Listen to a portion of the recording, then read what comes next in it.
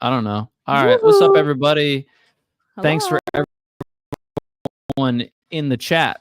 I don't know if anyone's there because our little counter hasn't come up, but I'm going to be positive and manifest a lot of people today. What about you, Kristen? How you doing? Oh, I was thinking we could like act like a trick-or-treater since it's also Halloween today. For All those October 31st, All Hallows 2024. Eve, pagan Christmas. Yeah. Yeah. So I thought we could be like knock knock trick or treat everybody. Oh, Priyanka's here. Good morning. Chat, give us candy. Kristen I want candy. demands the sweet treats. I Did you grow up demand trick or the treating? sweet caffeine. Yes, I grew up trick or Oh, I treating. never did it. You've never trick or treated? Like Yes, ever? in certain countries, it may have be seen as the devil to go around pretending to be ghoulish things and knocking on doors and demand candy. This is a very American thing. When did you get to the States? No, I knew that. I just didn't. I thought you got into the States when you were younger. No, I only came here in college. Oh, okay. I Got just it. Well, pretend like I'm one of you. But what I did is I gotcha. studied. I studied watching Friends, and I watched that 70s show, and then I Yeah. learned your slang, and then I learned your humorous timing when you say things. Okay. That's why I get distinct Kelso vibes from you. Is that why? Sure. I feel like I'm more Fez, but yeah. Which is kind of related to what we're talking about when we started, which was like you calling me Jason from The Good Place. I feel like Late that's that stereotype. late show Jason is very wise. In the beginning, he's just like a hot, cheerful guy who's like trying to hide, but late season, he like grows into his monkish character. It's great character foreshadowing. Oh, okay. Well, I mean, Also, hot cheerful is happy not bad. Diwali, Priyanka. Sorry for Oh talking yes, over you. happy Diwali. It's the devil today.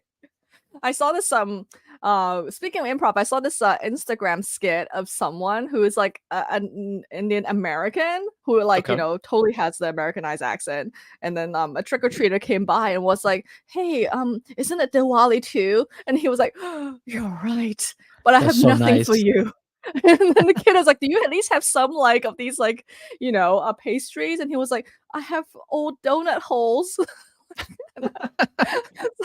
So I feel like there's a certain culture clash going on as well. It is pastries a Diwali thing? I know very little I about need the Priyanka holiday, to to be say completely what it's honest. called. There's a certain treat that is a Diwali treat. Is it a sweet treat? All right, it Also, is a Gwen sweet treat. agrees with me. Gwen agrees with me. Fine. All right. Nice. Hey Mikado. Hey the Wolfie. Hey Sheena. I have to look down when I say hi Yep. because I'm looking at your chat right down here. I'm blanking on the main character's name of The Good Place. What's her name? Kristen Bell. No, I know Kristen Bell. Like what's the character's name? It's not Elle, it's Uh, oh my gosh, I'm blanking too. Even though I TikTok watch brain all the rot. spoilers. I'm ruined. Everyone, if you watch The Good Place, what is the name of the main character who keeps figuring it out?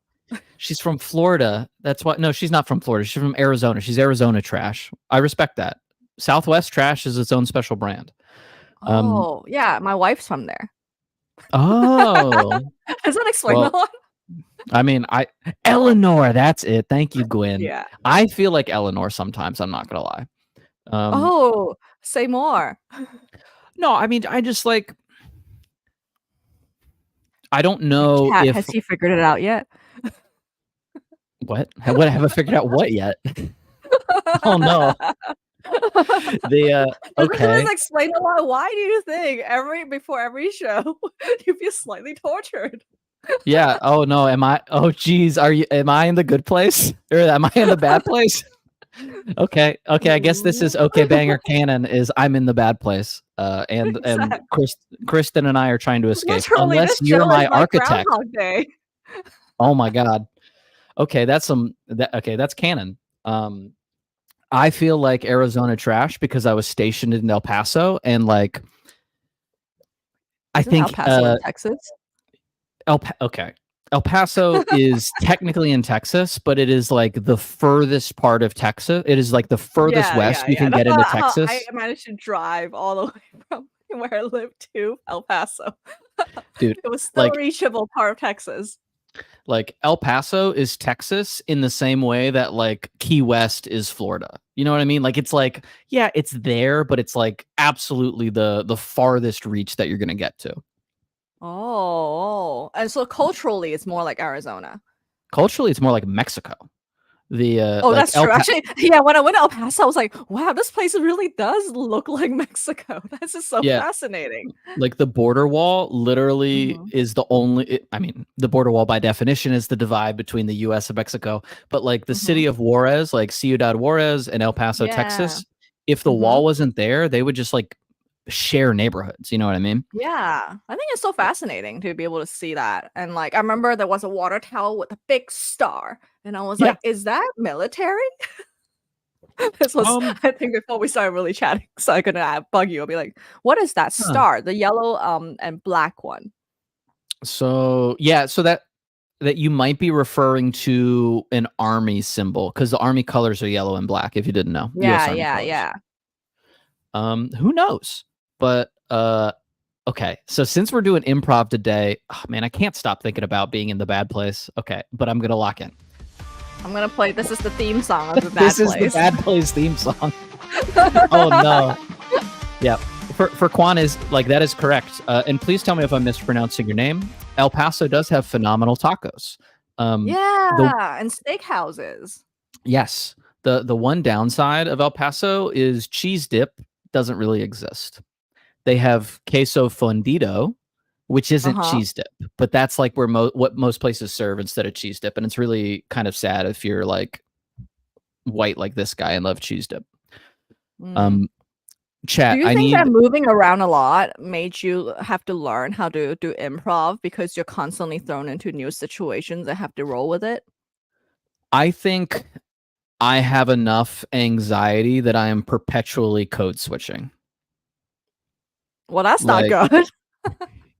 I mean, so I mean, anybody who watches the show long enough kind of has a bit of a sense of me, and like, you know, regardless of the like white guy with a beard energy, my energy didn't match. Like my like personal vibe doesn't really match like the point of the military, and like I really love parts of it, and I've been reading a lot of Walt Whitman recently. Anybody that follows my feeds can see that, Mhm. and I think that I loved the military and military college in the same way that Walt Whitman loved like the concept of like hard physical jobs where there's like a joy in using your body and being in like a flow state, but like spiritually not really being aligned with it. And also there's a bit Oh. of rose colored glasses with it. Um Oh, morning, Huggle Monster. Thanks for joining morning. us. Um, I didn't know that Walt Whitman did manual labor. So all most of his most famous work, so he like did a lot of poetry about nature, Mhm. frankly did a lot of early, like I'll call it like, I am not an expert in Walt Whitman, but from my Mhm. reads of it, like he has a lot of like queer themes that come up in his poetry, a lot of gender bending stuff too. Not Oh. the not trying to get super deep on that because clearly I'm not Y'all the will expert. slowly find out that Cameron knows more about this stuff than I do. Oh, and oh, this is MFA. I didn't realize. Very nice to see Oh, you. And GA Fate Trades. hey, hey. Thanks Um, for switching to Twitch. but so like Song of the Open Road is like a famous Whitman poem, and it's like about experiencing lives in different parts of the country, you know, whether you're Mhm. like the clam fisherman in the Northeast, or you're like hunting beaver in kind of like Tennessee-ish, like, or you're up doing timber in Canada. Like he goes through all these different places, and he also loved 1800s New York. The Manhattan is like a recurring theme in a lot of his work, and so it's like Walt was in love with people Mhm. of all kinds, and like Mhm.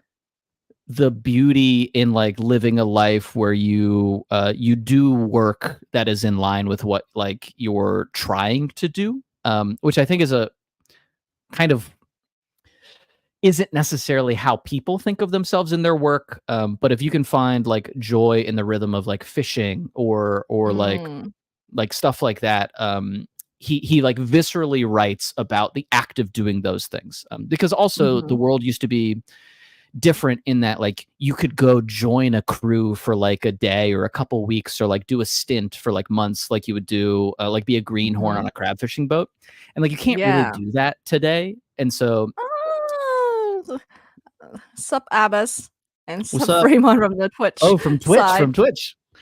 it might be Yeah. our first human reply on Twitch. Oh, yeah, exactly. Let us know if there's anyone else on Twitch. You can technically still do the crab boat thing. Yes, yeah, It's rough, but you could. Yeah, I've heard about this. It's like, I mean, now that we're a little older, but I feel like the younger generation, yeah, you can't just go out and try things anymore, which is like so rough. yeah, it's, I mean, there's like an idealized version of it, right? Where it's like, Uh-huh. oh, this beauty where you can be like this journeyman or journeywoman, and you're on like a boat on the Mississippi helping out with the crew, and then when you get up, Right. to the north, you are a ranch hand for a while. That's like, Mhm. the reality is like people living those lives are kind of Mhm. in perpetual poverty and in a system where they are often taken advantage of. But Mhm. the romanticized version of it, has a certain appeal. Yeah. And Fremont says, "I've been bought these other times." Exactly. I couldn't stop Cameron from yapping. I was like, "No, Fremont's been doing this for a long time." He's been doing that on Twitch. I didn't know that. I mean, Yeah. yeah, y'all, you got to And realize. he just seems to think that everyone is called bangers, which is a term I've actually not used for our viewers and chat What's up, people. So, bangers? No, I don't hi, think that's good. bangers. It's I don't know how funny. you feel about being called bangers, but I kind of like it. It's kind of nice and short. What's up, So, okay, potatoes? bring back to the topic. Okay. So I have just an now. improv game. Oh, okay. No, Okay. go ahead. Go ahead. Sorry, I interrupted you. No, That no, was I very was gonna rude. get into a deep dive. So let's go with the game first. Okay, chat. I need y'all's help on this one. All right. I don't know Mhm. if you've seen this on the internet before, but I need 3 words. Just like any 3 words. Try not for it to be like a food or anything like that. 3 words, and then I'm gonna use them in the podcast. Once we get those words. All right. And what's up, Antimo? Okay. All right. So while Is we're this waiting one for of the those words? words, what's the deep dive? I mean, Te- this could be you one got to of the tell me what words. the words are. Okay, YOLO okay. is So throw some words down in the chat. yeah, I was going to say that like when we talk about how like people can't try stuff these days, I feel like yeah, you and I kind of solved that issue for ourselves in that yes, you and I were probably exposed to some drama kid stuff when we yes, were younger. And I yes. don't think I could have predicted that as an adult I'll get to try this again. Mm, And like yeah. so I want to know more about your drama kid life, and then I can share with you mine, which is a bit like tangential almost. I have a fun little story about that, but I think we got some words. All right, we got 3 words in the chat, and I'm going to use them in the podcast. All right, so we got YOLO, clearly a millennial. We got bang bang, and we got fever. All right, YOLO, bang bang, fever. See Okay. how I just used those in the podcast? It's a very easy game. I don't really know why people make clips about it. Wait, that was the game? I'm so confused. Sorry. Wait, was that the whole game? Yeah, no, I was doing a bit. I'm not gonna. I mean, like, I yeah, the drama kid exposure. Wait, All right, wait, wait. so We can't just move on. I am genuinely still confused. chat, explain the joke to Kristen. Okay, it seems like the chat gets it. So yes, I do need I- explanation. What, you uh, think I'm Harry Mack over here? Get out of here. Another reference I don't understand. So Oh my as we gosh, distance ourselves even further, the descent yeah. So into like, madness. so yeah, tell me more. Like, cause I think you mentioned that you're a theater kid, and like I know that you like it, but I don't know what like were you in theater groups? What's going on? So I was a band kid, and Mhm. since you didn't go to high school in the U.S., correct? Correct, but I have like a bizarro version of what you did. So like band kids and theater kids, I would put them as like not the same species, but in the same like family in the, evolutionary tree. Mm-hmm. And like when you have two groups of people that are like close but not the same, you sometimes have a little bit of like a turf war kind of thing. And Mm-hmm. so I was a band kid, Okay. period, full stop. I like did concert band, I did jazz band, I did marching band, I had my own band, right? Like there Oh, you was, did marching band. Oh, that's kind of yeah, cool. I was bass drum captain, tenor drum, and then played sax too. Um, anyway, so like I didn't ever do drama, but like band kids like date drama kids and vice versa. So that was like most of my interaction. And but So that so one time in band camp, I more extremely millennial references. yeah, that's we're dating ourselves hard. That's okay. No, age, like, you know what?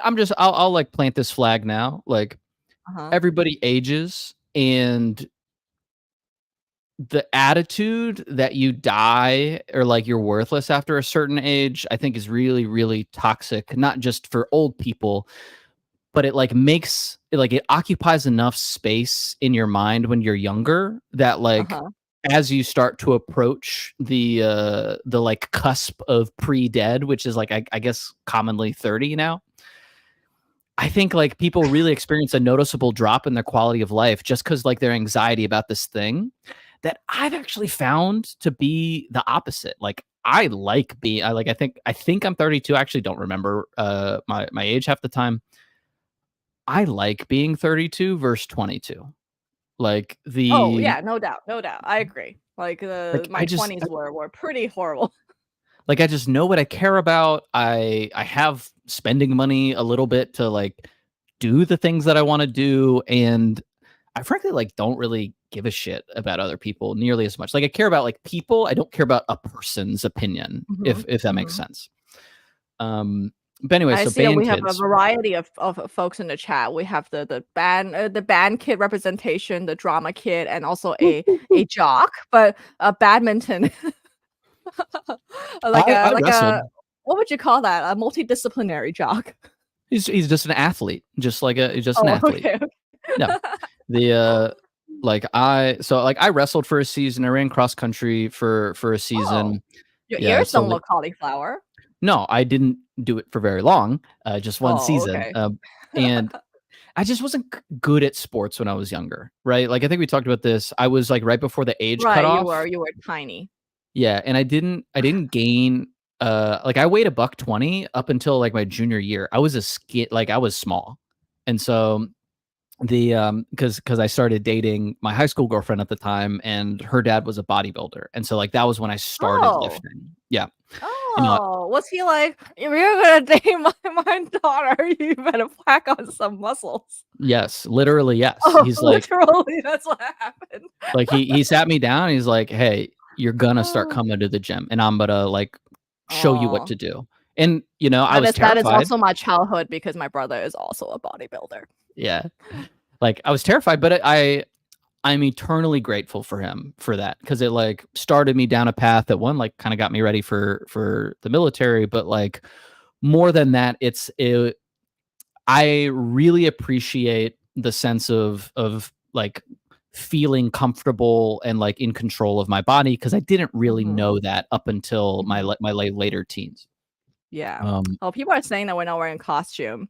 Um, that's a when we good get to point. 1,000 subs, I'll post a photo of me dressed up in the Chaparral and Pink Pony Club outfit Oh yeah, that for was a my good friend's pick. party. Although, point of order. Who Okay, says okay. I'm not wearing a mask right now? Oh, there's so many deeper points to that. Anyway, so Well, dated drama kids. mhm. I had and this is a theme of my youth. I had a not like But did drag you out do, fight. like, improv in school? I'm getting there. Oh, okay, sorry. I'm laying the breadcrumb trail. Um, Oh, this is so AKA complicated. rationalizing my yapping. The Oh. but so I had a huge fight with my band director when I was in high school because I didn't like the cut of his jib. And so we fought, and then my junior year, do you know that phrase? No, it sounded a little racist, and somehow I don't think it No, no, is. no, no, no, no. No, like that's like a old, I mean, fuck, it might be racist. I don't know. I haven't looked it up in a while.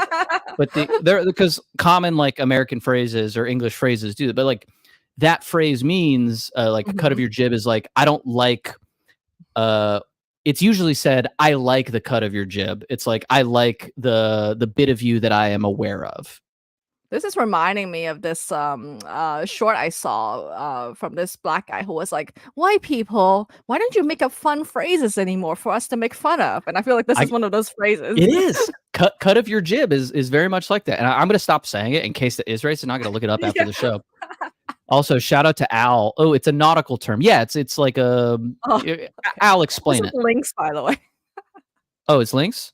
Thank Mhm. you, thank you for being a long time chatter, a long time non-chatter, first time chatter. Anybody else who feels this way, drop in the chat. We'd love to see you. Mhm. Um, But yeah, cut of the jib. the The cut of the sail is jib was white. arrayed. And Is then what? and then what Um, happened? I I I transferred out of band in my first semester my junior year. Mhm. Quit all of it because I was like, screw that guy. And then I joined choir. Mhm. Choir in the South is always hurting for boys, because gender roles. And I went in there, and the choir director wanted to put on a musical, which I was very excited about. And so, but what the the problem is she picked Seven Brides for Seven Brothers. Are you familiar with Seven Brides Mm. with Seven Brothers? No? So one, it's pretty problematic. It's basically like these Yeah. seven country bumpkins kidnapping women so that they marry them. But like, Oh, okay. I will not judge your I mean, cultural heritage. it's like Oklahoma era, and like, I mean, you go back in any culture long enough, and there's something like that. I'm not Yeah, yeah, super all these worried old about that. songs, like, are somewhat problematic now. Yeah. The but so the problem with Seven Brides for Seven Brothers is it's primarily a dance driven musical where it's a lot of orchestral stuff with like big numbers Oh, it's a because there's musical. yeah, yeah, yeah. And so Okay, there's okay. songs in it, but since it's like seven brides and seven brothers, there's like seven fairly large like male parts, but most of them are non singing. They like just dance. Oh. And I was just like I she wanted all of the boys in the choir to participate, and I was just like, Miss Burgess, uh I want to participate, but I want to sing. I don't just want to do this and do dance practice for 3 months. Like, Mm. and she's like, yeah, yeah, yeah, for sure, for sure, for sure. And she honestly, she kind of signs me up without me asking. This was 15 years ago. I don't know if I'm remembering all the details correctly, but so I sign up, and I end up getting a non-singing role, and I like set her like pull her aside and like, we talked about this, man. Like, I don't want to do this. Like, Mhm. I have 2 years of high school left. I like don't want to spend all of it doing this thing I explicitly don't want to do. And she's Mhm. like, well, blah blah blah. And I did the same thing. I quit the musical. I kind of screwed them a little bit, but they got somebody else and whatever. Mm, mm. But so that was the closest I came to performing in like a musical number. Oh. Yeah. I also had a rage quit from a musical. Yeah, yeah, tell me, tell me. This is a fun Yeah, like, connection I didn't know we had. t so I feel like, okay, this is a little bougie. I went to schools with a lot of, like, drama components, so it's, like, kinda you don't have a choice, almost everyone had to do it. But then we had this teacher who was, like, in What retrospect, country? I think she had psychological issues, in Indonesia. Okay. Yeah, but it Good was an context. international school. It was an Yeah, international yeah. school. So which means, yeah, a lot of, like, drama and humanities stuff. And, I think we were trying to do, like, Oliver, like, the musical or something, Like and I Oliver only had, like, Twist? one. Yeah, Oliver Twist. Okay. And then I only had one part. It was like I was the newspaper boy who only goes, "Extra, extra, read all about it," or something like that. Oh, Does no. that I can one's kind of weird in my head. Yeah, yeah, yeah. Um But then she would say, "You're not being loud enough." And the thing is, Oh, I'm not a loud person, right? yeah, yeah, yeah. So then it's sort of like I have to refine this one line like over and over. And so did everyone else. And then we all like had, I think this was like my first like union move as a child. We actually had a mass walkout when we all quit. So so now again in retrospect, like wow, we were pretty organized. So yeah, Extra. strength and Read all power about and it. power in numbers. What was the Yeah. outcome of the walkout? What was the point of the walkout? That whole musical just got canned. We all Oh, didn't do it. you're just like, hey, we hate art and you, so let's be We done. hate somehow like she sucked all the fun out of it. I get that. And then you know we so we all dispersed into like choir and other things similar Yeah, to you. So I it's think like yeah, like it's important to not be forced into creative expressions as a child. yeah. I think like youth arts is a really challenging problem in terms of Mhm. like if you get the right person in the right spot, you Mhm. can literally change the arc of like hundreds of people's lives. Mhm. But like the amount of right people compared to the amount of open positions probably doesn't match up because of course there's a lot of things that really capable people do in the world. And so like no, it's really tough that like you basically give dictatorial power to these people in these micro fiefdoms and sometimes Mhm. it works great and other times you get mass walkouts because we don't want to say extra read all about it. No, no. And the other weird thing that happened when I was a kid was I went to school with someone who's actually famous. Like she's like the Beyonce of Indonesia. Ooh, can you name drop? In fact, she has like a few singles in the US with like Timbaland and T.I. and like Chris Brown, and a few other people. Would I recognize this person? I don't think the thing is like she never really quite made it to mainstream. Yeah, yeah, yeah. Yeah, her name is Agnes Mo, like her stage name. And do you know her? She has a song called Did Coke Bottle. I think that was most famous. she didn't do anything with 88 Rising, did she? I'm not sure. I don't think I she don't think signed with so. them. Yeah, but like but the thing is like when I joined, I kind of like joined the middle school year and because I wasn't also like didn't grow up in Indonesia as a kid, like Mm. I didn't know she was famous. So I Ah. think that's what allowed us to be like friends is because I Oh, didn't treat cute. her differently like everyone else did. Because I Yeah. literally was like, I did not know. I was like, well, and then she would go like missing for stretches of time, and people would be like, she's going shooting, and I was like, what is she shooting exactly? Um, No, I haven't heard so of this so it person. was I just looked up. yeah, so it was really like, but the thing is like she, for some mysterious reason, I always like got paired up with her in drama class, and when you are paired up with a real actor. That's tough. That's That freaking is tough, so man. freaking tough. Yeah, and then we know productions and all of that. Like it's Yeah. I always felt like because I was like comparing with someone who did it professionally online, like actual television, I was like, oh, like I don't have any talent and I don't like have what it takes to do anything that's in this realm of creativity, you know? So That's I feel so like this is tough. my renaissance era. I really find a lot of I mean, like that's a theme that we talk about a lot, right? Like Mhm. being good at things, especially creative things, it's not this magic well of talent that you're born with. Although like some people definitely are Mhm. like naturally inclined to do something. Hey, I popped that one Yeah. up too. Smash Oh, the like button if you're watching, please. yes. Please, not plebes. You plebs. Yeah, and the Solo Punk Living has an awesome YouTube channel as well. That's why Yeah, he also true. understands the algorithm.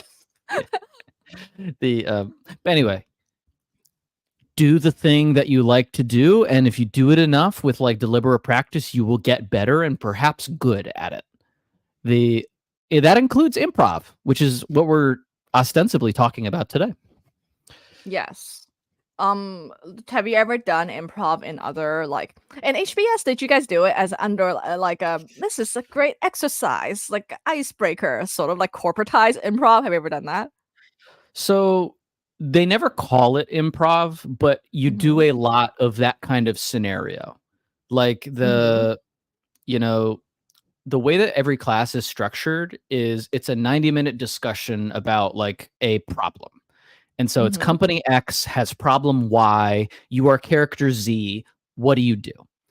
And if you don't read the case, it's all improv. But even if you do, like, and you're listening and paying attention in class, you're kind of coming up with a contribution that is Mhm. improvised based on the context of wherever the discussion is at that time. And Mhm. so I definitely consider it like improv training. I frankly consider all of the clusterfucks that I got into the military improv training, because like you get a Bradley or a tank stuck in the mud or in a ditch, you have to figure out what to do next. Like, yeah, there's rules and like kind of Mhm. steps you're supposed to do, but like maybe step 3 is impossible in this situation. So you have to like figure out what the heck you're going to do. So I consider all that improv training. Explicit yes anding a different counterparty, I have less practice with other than us on live streaming. What about you? Um, in these, like, high schools, there was also a lot of, like, improv as, Yeah. like, drama class practice. So we did, like, a lot of, like, lying on the, like, floor and then, like, pretending there's a bubble and you're passing the bubble between your friends and all that kinda stuff. We all hated it, but then we had to do Yeah. it. Um And, like, the reason why I mentioned that, like, corporatized, like, Zoom version is because, yeah, like, all the companies I work for, like, tried to improv in this way. Especially Ooh. remember when we, like, first, had the pandy and everyone was forced into Zoom and everyone was just, like, so new to the idea of Zooming together. Like, Yeah, that's yeah, when, yeah. like, this, like, corporatized improv started to, like, pop up a lot. Improv over Zoom? Yeah, yeah, like, there's a Ooh. lot of these, like, little games you would play, like, by, like, flipping your screen on and off or, like, passing the baton somehow. I already forgot a lot of the mechanisms, but, like, the idea is to, like, enforce social norms through improv. I think I have complicated feelings about that. I know. It's Like, better than nothing. yeah, I don't. I mean, both of us, we love comedy. You've done stand-up comedy Mhm, before, which like I think is incredibly brave. Like I'm certainly not mhm, confident enough to do that in my current era. mhm. We both love watching improv, right? Like I don't think we've talked about improv specifically, but we do you like watching improv? I watched a lot of Whose Line Is It Anyway? And apparently I'm already Same. canceled for using the word pandy as for What does that pandemic. mean? Man, Pandemic. oh, I didn't even catch that. I Oh, kind of yeah, like yeah. that. It's That's the cute. millennial term for pandemic. Okay, we have Is to it? infantize traumatic events in order to process it. Huh. I could probably have complicated feelings about that too. I Um, know. what? Okay, so you watch a lot of Who's Line. I did too. Yeah, yeah, the original one with, Drew Carey. Yeah. The I did very much like that a lot as a kid. I Yeah. Oh, like but, yes. the one that I, like, more recently got into is the Nick Cannon show. Oh, Wild and Out. Wild 'N Out, yeah, Dude, which I is love that. improv. I freaking Shout love out Wild 'N Maddie. Out. She's hilarious. Yes! Okay, Maddie's my favorite too. Okay, I did not know you watched Wild 'N Out too. Oh yeah. Like I watch Wild and I Out. went I through a phase, yeah. um, where I was like, "Oh, I can learn how to do roast rapping," and then so I roasted my wife every time she didn't do chores, and she did not like that. That's pretty funny. I like Wild and Out. I like all of Dropout, or a lot of Dropout is improv. Oh, Obviously, yeah, yeah, watching yeah, yeah. D20, Mhm, all that's like improv mhm. its own version. I also like Smosh improv, like Try Not to Laugh. You ever seen that? No, I haven't seen anything in the Smosh universe, and you bring it up very often. The new Smosh is a really interesting animal. I would say Mhm, it's like a different kind of improv than like a Dropout improv. The Smosh has been doing a really good job of bringing on YouTube, or like YouTube and TikTok skit people to like mhm. shake up the format. Very simply, it's like somebody sits in a stool, puts water in their mouth, and everybody else comes out and tries to make them laugh, and they try not to laugh. And it's like a great format. It hits, I Oh, would say, yeah. like 70% of the time. But Mhm. like when Yeah, it Wild 'N hits, Out it's had that segment, the water in your mouth yeah, yeah, yeah, segment. yeah. The why do we like improv?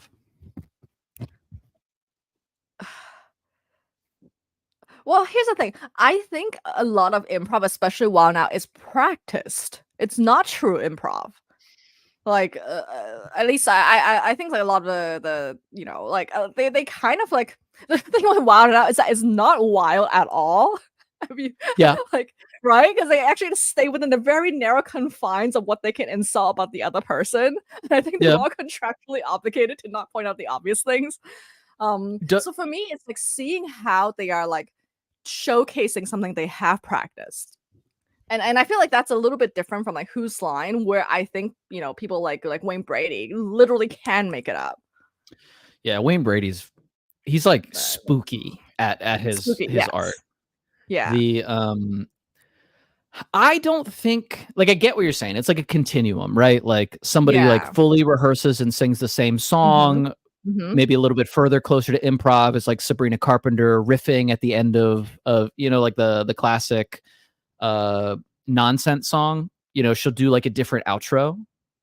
You know what I'm talking about at all? You know about Sabrina Carpenter's catalog more than I do, and I'm very amused by this fact. I'm like, espresso? All right, so we'll revisit that. But like you get all the way over to like a Whose Line where it's like they kind of know the formats, right? Like they know the hoedowns, they know all that kind of stuff. So they're like Mhm. can practice Oh, and those I hate kinds of hoedowns. things. Yeah. Wait, you hated them? No, like Whose Line cast members hate hoedowns, even though they are really good at it. Oh, really? That's funny. I Do you didn't know notice they that. always quip that? Yeah, they always like, "Oh, hoedown, I hate it." The Oh, by the way, for the audience who don't watch Who's Line, hoedown is where there's a piano and it's sort of like a pretty repetitive tune, and they gotta like make up a song, related to some topic from the audience, and it all has to rhyme, of course. Yeah, it's like a little ditty. Hmm. And Link's got the Chappelle Show reference in the chat, which I appreciate. I did not get it. I think it's the Chappelle Show reference. There's Oh, another. I do get this one. Okay, I do get this reference. I I mean, need to again, we're announce every dating time I get ourselves.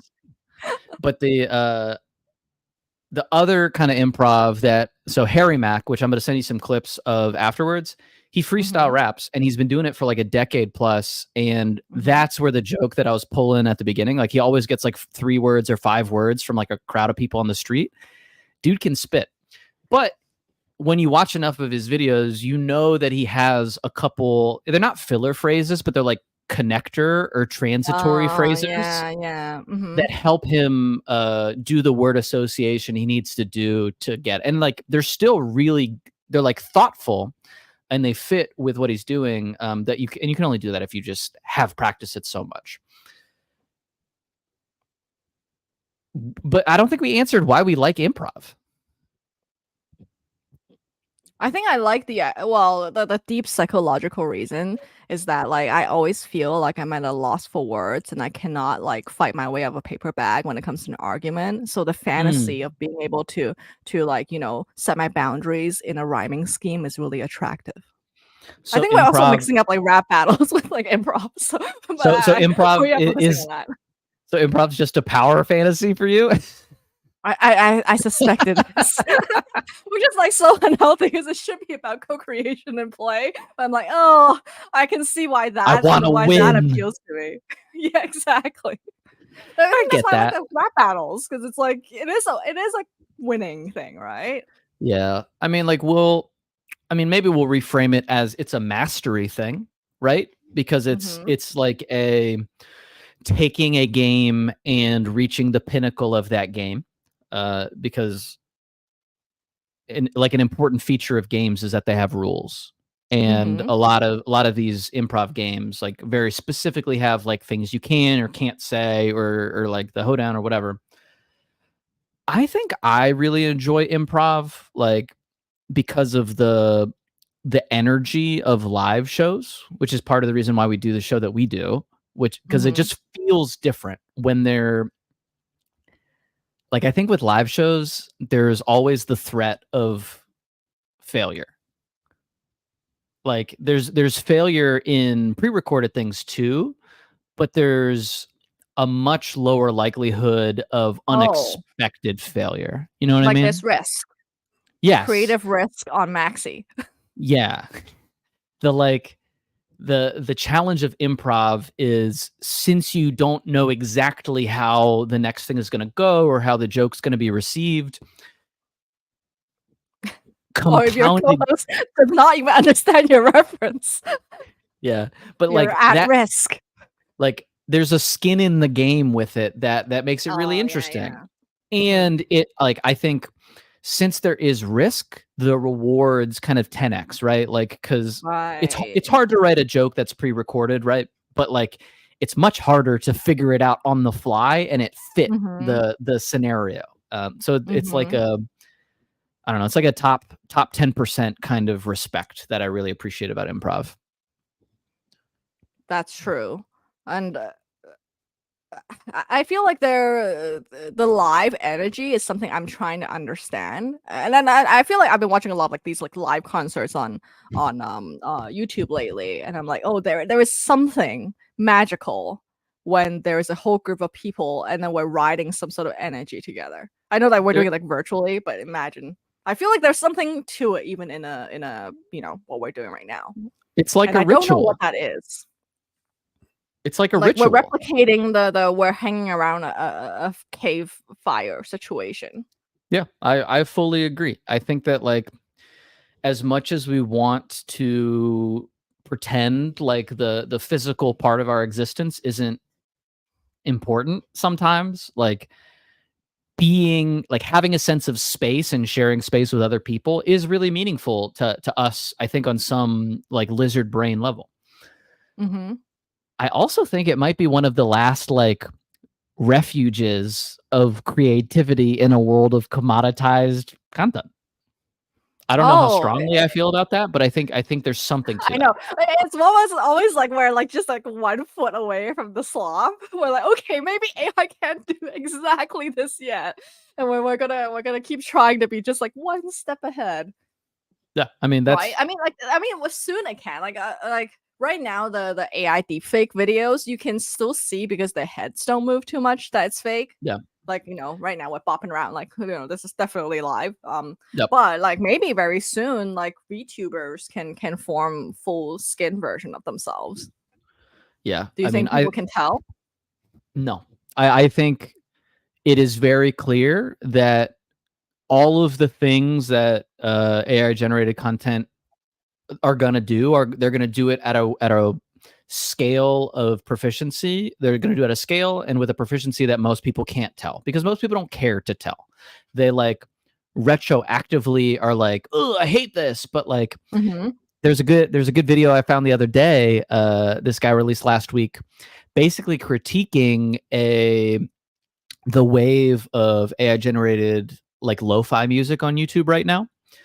Um, Wait, that's our intro music. Which I want you yeah, to. That was my homework for you. Is can you please use your Bandcamp skills to rewrite our intro and outro so we're not using AI generated music anymore? yeah, like Chat, do you it's think Cameron needs to rewrite the song? Please let us know your input. that can be our 600 sub goal. The I mean, I just don't have my setup. I we were talking about this earlier, y'all. Me and Kristen. I am pretty good at doing things generally in my life, but sometimes there's things that I'm supposed to do that will take 20 minutes that I don't do for like days or weeks or months, and I don't. Oh, we weren't talking about this. I was talking about this with Chic Bangs actually. So that's a thing. Oh. There's some things that I want to do with my rational mind that my body just doesn't Mhm. start, and it No, it you gives told me me. this too. Oh, okay. Anyway, so it There's a gives me twist to this. unending There's a twist pain. to this. What's the Like twist? so this is about like the whole camera setup situation, right? Where Yeah, yeah, like, yeah. I was like nagging Cameron to be like, "Do you have all the cables?" But then like in Not the end, nagging, I I asked screwed for up. it. Yes, but then like I screwed up. Yes, like last week's like a few days recording because like somehow in my attempt to rearrange everything, I messed something up. So I feel like there was a bit of irony in me going, Cameron, why don't you do something about it? And then me screwing it up anyway, which I hope shows you you should just do it. I know I should just do it. I know. It is like the tragedy of Cameron's human condition sometimes. Okay. Well, can we improv our way out of it? Is there an improv-based solution? Yes. The improv based solution is to just start, right? Like the way That's trite. That's trite advice. so what? Most good advice is trite because it's not No, like no, I it's trite because it's not precise enough.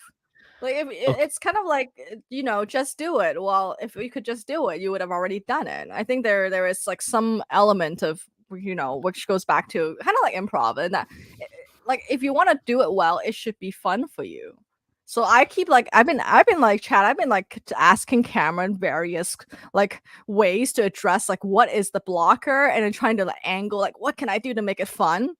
And then he was like, "Well, you know what's fun for me is winning." So I was like, "Okay, that's can you true. win at Yeah. setting up this camera?" That I So I mean think there's something like that, you know? it's dumb, but that does help me.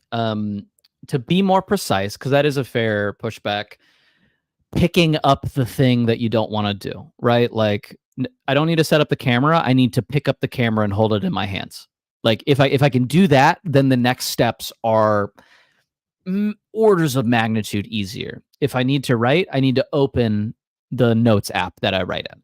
If I need to like start on some code, I just need to open and run the container. And like once I'm at that point, it's a lot easier to start the cascade of micro things that I need to do. Well, like, the point is that there is some negative emotions associated with holding the camera. Yeah, that's accurate. But I think it's important to understand those emotions, but I think it's more important to start executing. Because if I stop and try to understand why I feel stuff all the time, I won't accomplish We'll anything. never get anything done. Well, okay, so there's also a little bit of a woe is me angle here. And so Oh, let well, let me let me it's take Cameron. let me take this for a ride for a little bit. Like I've been thinking a lot about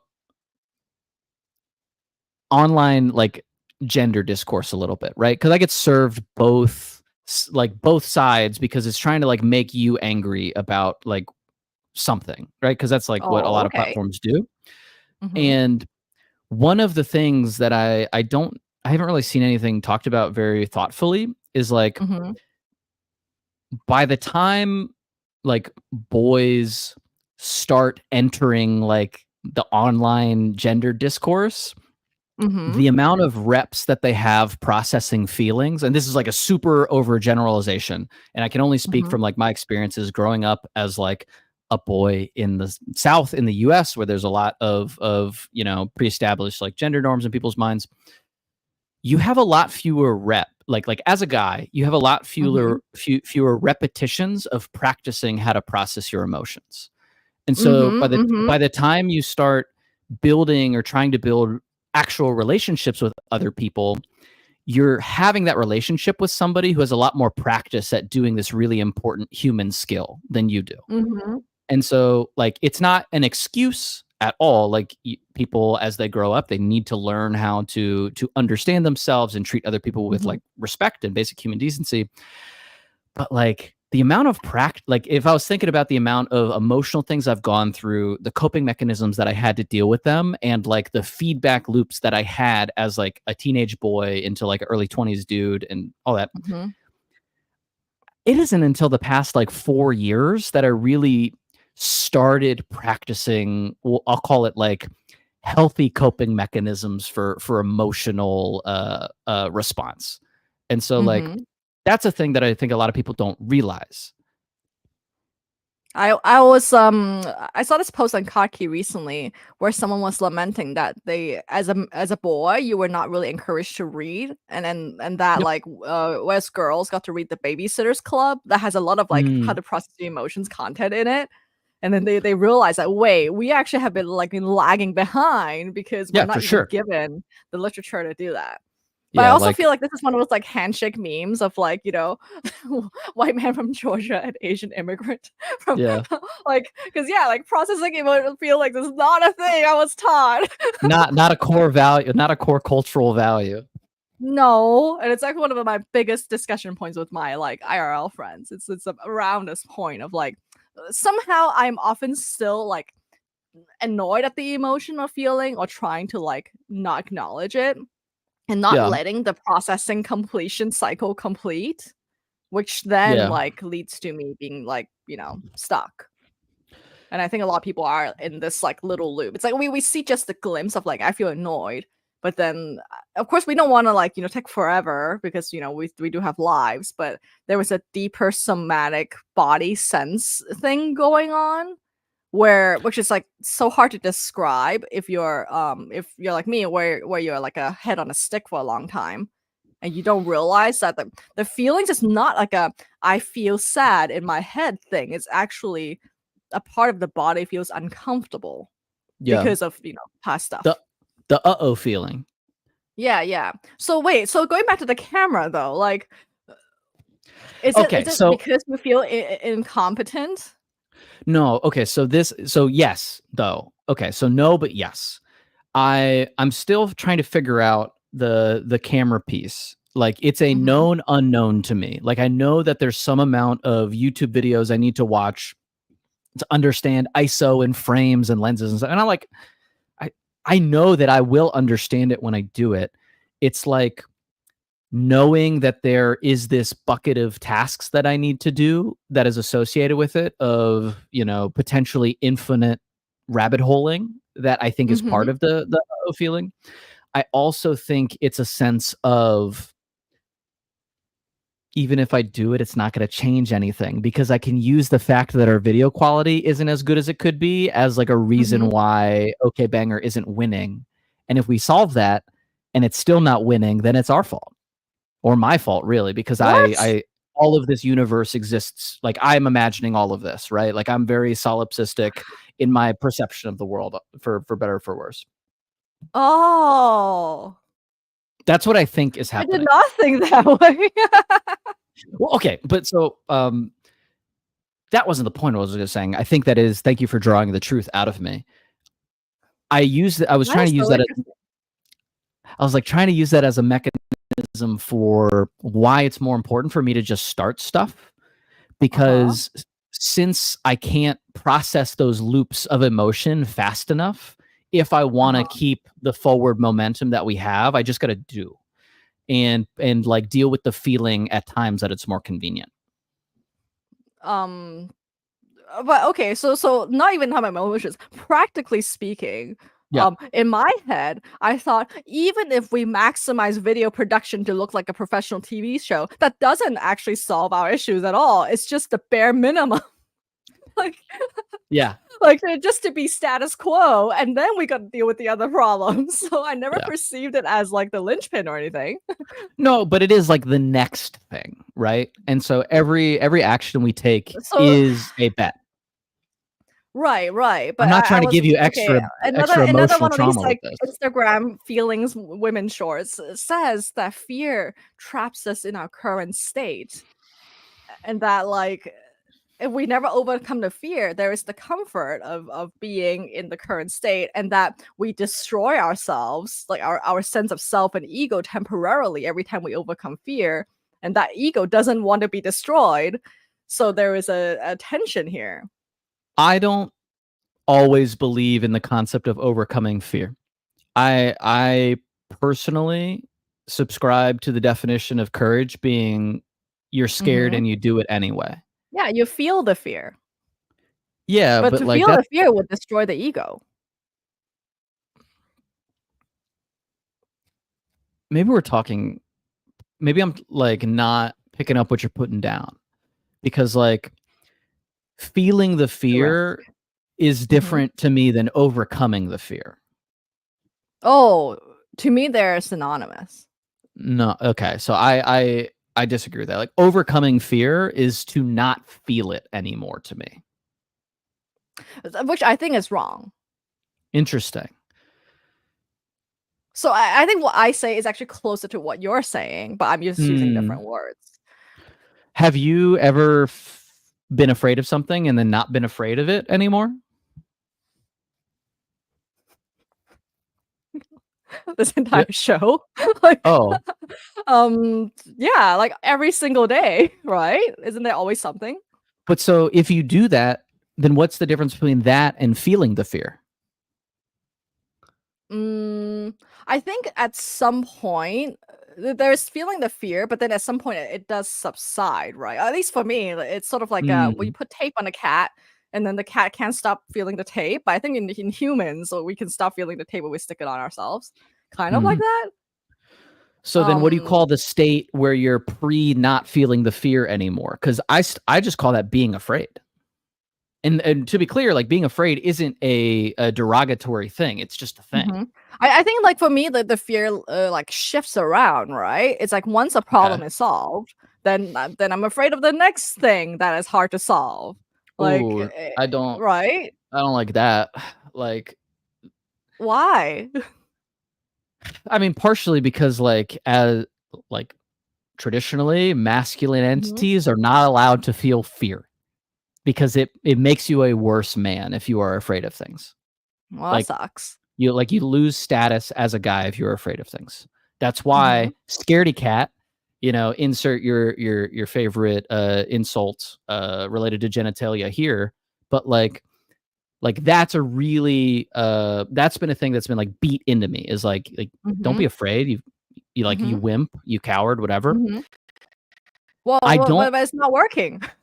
Well, I mean, it did. It did for a long time. I've Uh-huh. accomplished many things via the avoidance of looking like a wuss, Uh-huh. which is like part of the challenge of I think like the modern evolution of what being a guy means is you have to be able to Uh, reconcile the fact that you can do really useful things with toxic behaviors. That doesn't mean that's like the well, best way to do them, but that's mm, like real. mhm. Well, my wife and I talk about this because yeah, she's like more on the masculine side, Yeah. and yeah, like calling the being called the p word is like the worst thing possible, and I'm like, Yeah. okay, like, and I may or may not have used that to manipulate her into doing laundry, Oh but no. you're too much of a p word if you don't fold the laundry properly, No. like, but like Shit works. but you doesn't that become, like, burdensome? Because then every single thing that you're not getting done, like, you're just using this idea of, The like, the not being seen as role courageous. the role of a man is traditionally to Mhm. carry burdens. Okay. Like I don't subscribe to that anymore, but that is like Uh-huh. the prevailing energy where like you produce, you like are a rock and you are the stability through whatever storm that you and your group is dealing with. And Mhm. any bit of you that it has like a crack, that's a you problem. You are personally at fault for that. And it's not like I don't think it's fair. I don't think it's like the best way to live your life, but that is 100% how a big chunk of guys are living their lives. Like just like this is what I need to do. Mhm, Um, mhm. and I think that's really sad. And so taking that and thinking about like the role of improv Mhm. in like a micro way, I think improvisational exercises are a really, really good way to like run through the cycle of having whatever sense of fear being able to be dealt with in a way that like doesn't add to the I don't know existential burdens that you're carrying. Like it's like a practice rep in whatever you're trying to do. What does that mean Ooh, practically? it's really really useful to run through. Yeah, Mikado, say more about that. Um, Ricardo said, like "I'm very surprised by what Cameron is saying, TBH." the maybe this is like an American male thing. I don't know. The best military training is Mhm. the kind of training where it's kind of called red team versus blue team, where you like just practice a fight. The Mhm. like fights are organic. They're very Mhm. hard to plan in a detailed way because the Mhm. enemy always gets a vote. And so what you learn or like where you learn the most is where you have your units, you have some sort of objective, take this town or whatever, and there's an enemy called the Op4, the opposing force, Mm-hmm. and they just like set up in a way that like a real enemy would, and then you do the fight.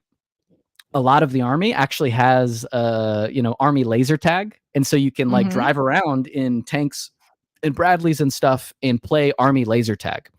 Mm. And like why that's really useful is you'll be like, oh, I think the best way to attack this town is like these two vehicles go here, these two vehicles go here, and then you go and set it up, and turns out it's not the best way because the enemy can see that those terrain features too, and they set up an ambush because they knew that you would set up your support by fire, like your Overwatch position in this terrain feature.